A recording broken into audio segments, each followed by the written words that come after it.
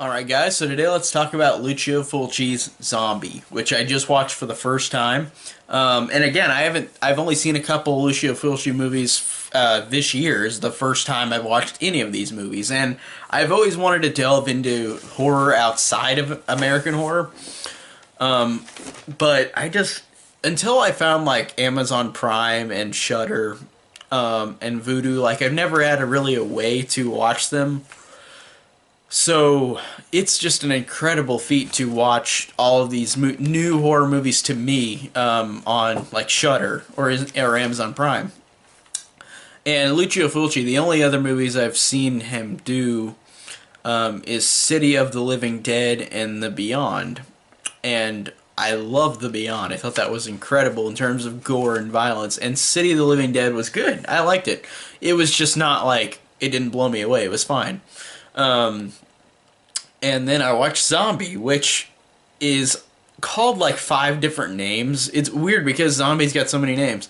It was called Zombie 2, I believe, as well, even though it's the first one, where it's in the US, they made it look like it was a sequel to Night of the Living Dead because it came out in 1979 before Dawn of the Dead. Like, Dawn of the Dead came out in 1980. So that's funny that they called it Zombie 2 here. And it was just like connecting to Night of the Living Dead, even though it kind of logically, like, I don't know, it kind of logically makes sense because at the end of Night of the Living Dead, it's like they're everywhere, and then like in this one, it's like there's a zombie. And that's how it starts. Even though like there's things at the end of the movie in this movie that kind of debunk that, but you can kind of look at it as a sequel to Night of the Living Dead in some ways, even though it technically definitely is not. But I also like that this movie isn't as much about the zombie, funny enough. Like, it is, there are zombies. But the first, like, until the third act, there are moments of the zombie, but it's really played very low key. Like, there's not a lot of stuff with a zombie in the first two acts, which is fine. It's probably for the budget because honestly, the gore in this is incredible, and that's probably where it all went. So they had to have just character development of these characters that are just kind of weird, and goofy. But I mean, it's still fine. But and also, I like how this is a cool location on that island where like I'm trying to think of a zombie movie just set on an island like that. That's pretty cool. And again, I want to mention the acting because it's got a lot of detail trying to have with these characters where the zombie is not in the movie as much as I would have expected.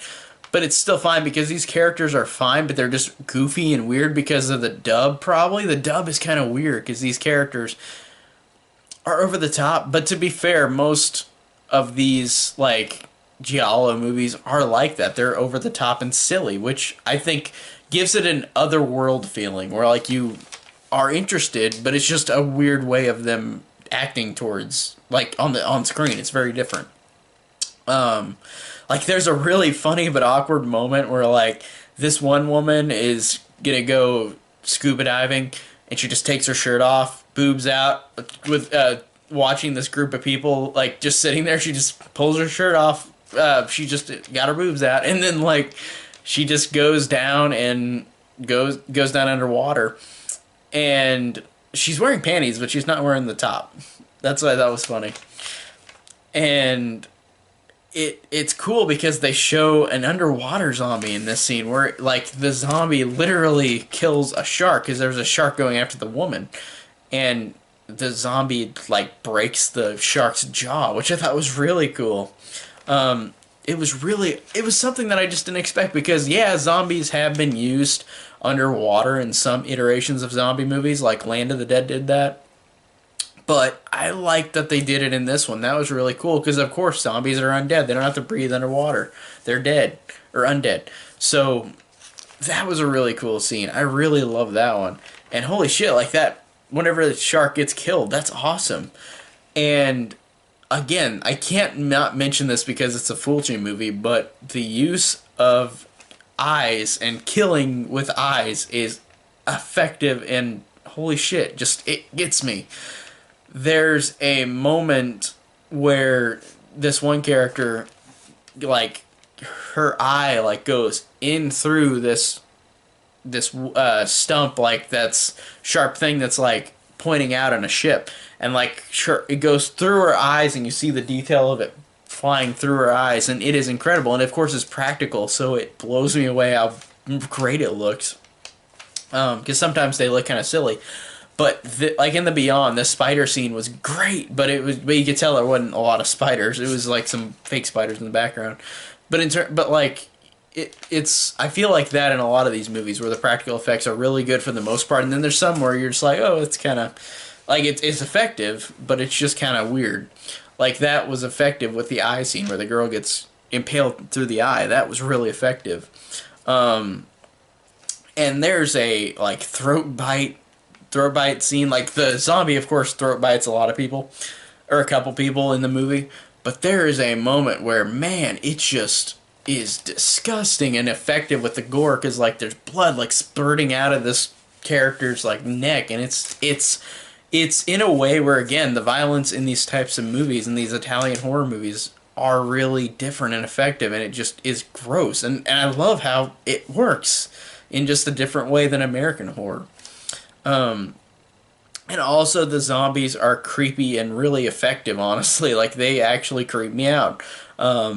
There's that one scene of them on the island, and there's a zombie coming out of the dirt, and it's from the poster. Where like it just shows his face, and you'll see it on this part of the screen whenever I review it, whenever I put this review up. But there's a scene of this zombie just literally popping out of the dirt, and it is effective and really creepy. So overall, I really love the violence and the zombies. They're really effective both ways. And the score in this, I have listened to that theme a lot since I watched this movie. I watched it a couple days ago. And the score is incredible because it's this low-sounding, like, droll noise, and it works really effectively and really awesome. And I love the ending. I love the standoff with the zombies. It's awesome. In this building where like everything's on fire and they're shooting at them. It's really works. And the ending had a perfect sense of dread to it, where I did enjoy it a lot. It felt like, ooh, man, that's just...